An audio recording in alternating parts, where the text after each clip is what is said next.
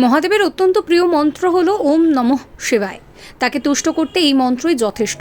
শিবপুরাণ অনুসারে একবার ব্রহ্মা ও বিষ্ণু মহাদেবের কাছে সৃষ্টির 5 তত্ত্ব জানতে চান। মহাদেব বলেন উৎপত্তি, ভরণ পোষণ, ধ্বংস, হারিয়ে যাওয়া ও মুক্তি। এই 5ই হলো সৃষ্টির 5 তত্ত্ব। তিনি বলেন সৃষ্টি হয় মাটিতে, রক্ষা করে জল, ধ্বংস করে আগুন, হারিয়ে যায় বাতাসে ও মুক্তি মেলে আকাশে।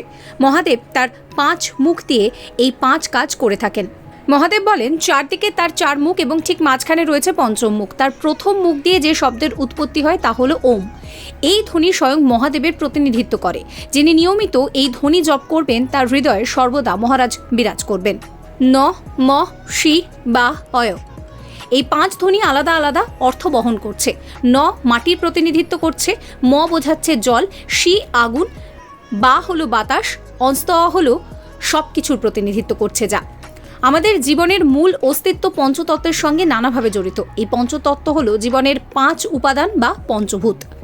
ওম নমঃ শিবায় এই মন্ত্র জপ করলে মহাদেব প্রসন্ন হন। এই মন্ত্র জপ করা মহাদেবের আরাধনা করার সমান উপযোগী। Follow for more.